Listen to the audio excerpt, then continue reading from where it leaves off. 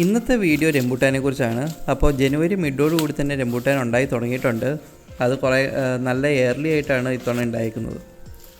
അപ്പോൾ Malaysia, Sri Lanka, Indonesia, Philippines, South East Asia എന്നിവിടങ്ങൾ കണ്ടുവരുന്ന ഒരു ഫ്രൂട്ടാണ് റംബൂട്ടാൻ. ലിച്ചി, ലോങ്ങൻ എന്നീ ഫ്രൂട്ടുകളുമായിട്ട് നല്ല സിമിലറാണ് ഈ പഴം. ഈസ്റ്റ് ഇൻഡീസ് അല്ലെങ്കിൽ മലായ് ദ്വീപ സമൂഹം, അതാണ് ഈ ഫ്രൂട്ടിൻ്റെ ഒരു ജന്മദേശം. രംബൂട്ട് എന്ന മലയ് വാക്കിൽ നിന്നാണ് ഈ റംബൂട്ടാൻ എന്ന പേര് വന്നത്. ഈ രംബൂട്ട് എന്നതിൻ്റെ അർത്ഥം ഹെയറി എന്നാണ്. ഇതിൻ്റെ പുറത്ത് നല്ല ഹെയറി ഒരു കവറിങ് ഉള്ളത് കൊണ്ടാണ് ഇതിന് റംബൂട്ടാൻ എന്ന് പറഞ്ഞ പേര് വന്നത്. കേരളത്തിൽ നന്നായിട്ട് വളരുകയും നന്നായിട്ട് കായ്ക്കുകയും ചെയ്യുന്ന ഒരു പഴമാണ് റംബൂട്ടാൻ. പഴങ്ങളിലെ രാജകുമാരി എന്നും ദേവതകളുടെ ഭക്ഷണം എന്നും ഒക്കെ വിശേഷിപ്പിക്കപ്പെടുന്ന ഒരു ഫ്രൂട്ടാണ് റംബൂട്ടാൻ. ആവറേജ് ഒരു 100 ഗ്രാം റംബൂട്ടാനിൽ 40 മില്ലിഗ്രാം വൈറ്റമിൻ സി അടങ്ങിയിട്ടുണ്ട്. റംബൂട്ടാൻ സ്ഥിരമായി കഴിച്ചാൽ പനി, ജലദോഷം എന്നിവ വരാതെ തടയാം. ചർമ്മ സൗന്ദര്യം സംരക്ഷിക്കാനും ശരീരത്തിൽ നിന്ന് വിഷാംശങ്ങൾ നീക്കം ചെയ്യാനും ഇത് സഹായിക്കുന്നുണ്ട്. കോപ്പർ അടങ്ങിയ പഴമാണ് റംബൂട്ടാൻ. എല്ലുകളുടെ ആരോഗ്യത്തിനും രക്തയോട്ടം വർദ്ധിപ്പിക്കാനും അനീമിയയും മുടിയൊഴിച്ചിലൊക്കെ തടയാനൊക്കെ നല്ലതാണ്. ജ്യൂസായോ സാലഡിൽ ഉൾപ്പെടുത്തിയൊക്കെ ഇത് കഴിക്കാം.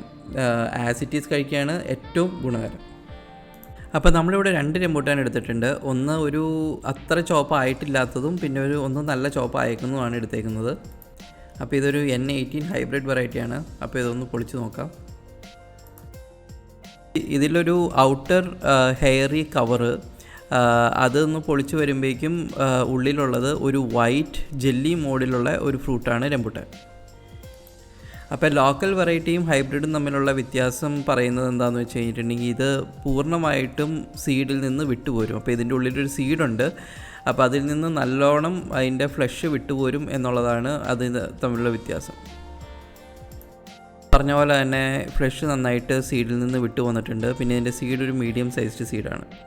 അപ്പോൾ നമുക്ക് അടുത്ത് ഒന്ന് ഹൊറിസോണ്ടലായിട്ട് മുറിച്ചിട്ട് ഫ്ലഷ് ഒന്ന് കട്ട് ചെയ്ത് എടുത്ത് നോക്കാം. നമുക്ക് സാലഡിലൊക്കെ ചേർക്കുന്ന പോലെ ഇത് കട്ട് ചെയ്ത് കിട്ടുമെന്നുള്ളത് ഒന്ന് എടുത്ത് നോക്കാം. ഇത് കാണുമ്പോൾ തന്നെ അറിയാം, ഇത് അത്യാവശ്യം നല്ല ഫ്ലഷിയാണ്, നല്ല മസിലിയാണ്, പിന്നെ നല്ലോണം വാട്ടർ കണ്ടൻ്റ് ഉണ്ട്.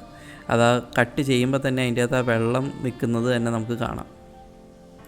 ഇനി നമുക്കിതൊന്ന് കഴിച്ചു നോക്കാം. ഈ റെഡ് വൺ നല്ല സ്വീറ്റാണ്. അതിൻ്റെ അകത്തൊരു പുളിരസം വളരെ കുറവാണ്.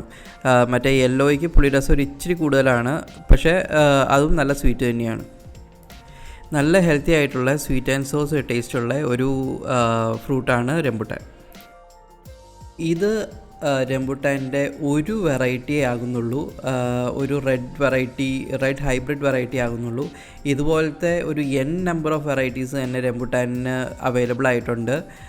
ഹൈബ്രിഡ് ആയിട്ടുണ്ട്, പിന്നെ ലോക്കൽ വെറൈറ്റീസ് ഉണ്ട്, അങ്ങനെ പല വെറൈറ്റീസും റംബൂട്ടാനിന്. അതിൻ്റെ അകത്ത് മേജർലി ക്ലാസിഫൈ ചെയ്യുന്നത് റെഡ് വെറൈറ്റീസും യെല്ലോ വെറൈറ്റീസും ആയിട്ടാണ്. റെഡ് വെറൈറ്റീസിൽ തന്നെ വലുതുണ്ട്, ചെറിയ ടൈപ്പ് ഉണ്ട്, പിന്നെ ഒരു ഓറഞ്ച് കളറിൽ വരുന്ന വെറൈറ്റി ഉണ്ട്. അത് ഒരു റെഡിൻ്റെയും യെല്ലോയുടെയും കോമ്പിനേഷൻ. അപ്പോൾ അത് ഉണ്ടാവുന്നതിനനുസരിച്ചിട്ട് നമ്മൾ വീഡിയോയിലൂടെ പരിചയപ്പെടുന്നതായിരിക്കും.